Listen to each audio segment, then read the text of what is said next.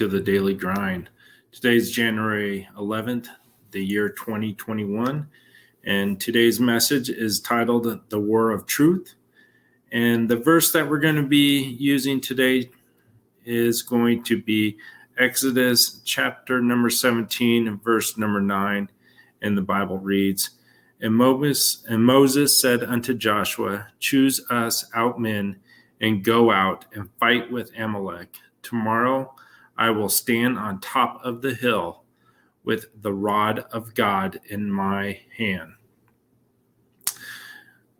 And then our text for our reading today, we're going to be looking in 2 Timothy chapter 2, verses 1 through 7. And that says, Thou therefore, my son, be strong in the grace that is in Christ Jesus, and the things that thou hast heard of me among many witnesses, the same commit thou to faithful men who shall be able to teach others also. Thou therefore endure hardness as a good soldier of Jesus Christ. No man that weareth and entangleth himself with the affairs of this life, that he may please him who hath chosen him to be a soldier. And if a man who strive for masteries, yet is he not crowned, except he strive lawfully. The husbandman that laboreth must be first partaker of the fruits. Consider what I say, and the Lord give thee understanding in all things. And then we're going to continue on. We're going to be using Spurgeon's devotional, and we're going to go ahead and listen to what Dr. Spurgeon has to say for this devotion. And he states here that he spoke on January 11th in 1857. And I believe this one was, I don't have exactly where he gave this message, but I'm going to go ahead and read this context to you. It says, There are many things that should make you valiant for God and for his truth. The first thing I will bring to you, to your remembrance, is the fact that this warfare is which you are engaged is an hereditary warfare. It is not one which you began, but it is one that has been handed to you from the moment when the blood of Abel cried aloud for vengeance. Each martyr that has died has passed the blood-red flag to the next, and he in his turn has passed it on to another. Every confessor who has been nailed to the stake to burn has lit his candle and handed it to another and said, Take care of that. And now here is the old sword of the Lord and of Gideon.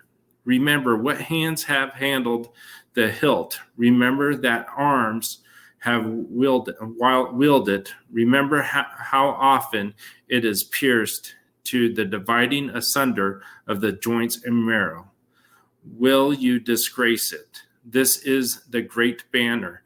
It has waved in many a breeze, long ere the flag of this our land was made. This flag of Jesus was borne aloft. Will you stain it?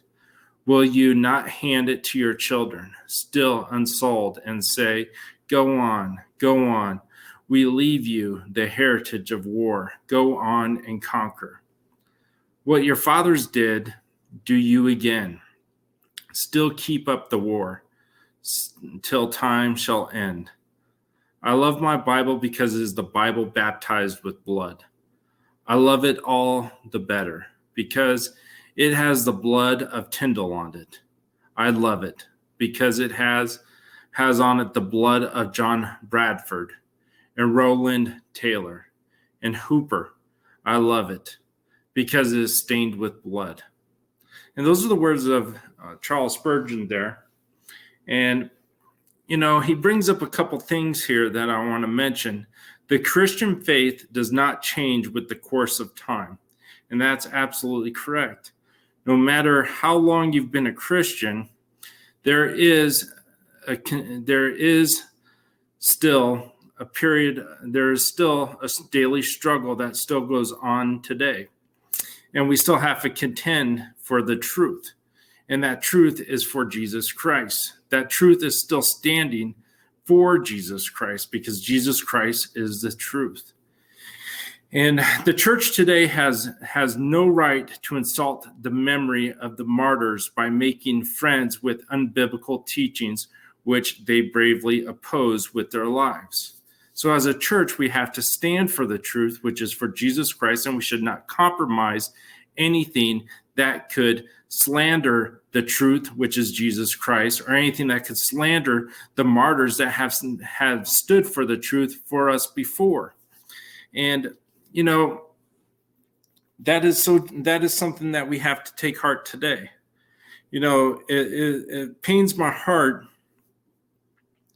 when churches compromise and take away the gospel of Jesus Christ and substitute it with something else. There is no substitute for the gospel. There is no substitute for the truth. There is no substitute for worship. There is worship and fellowship and preaching of truth and preaching against sin. There is no substitute for that. The stirring of the heart, there's no substitute. And, I just wanted to leave that devotion with you today from Charles Spurgeon. We're going to continue on with this. And where are you? Are you compromising the truth? Are you standing for the truth? Again, this is the Daily Grind, and I want to thank you for listening. I look forward to talking to you tomorrow. Have a good day.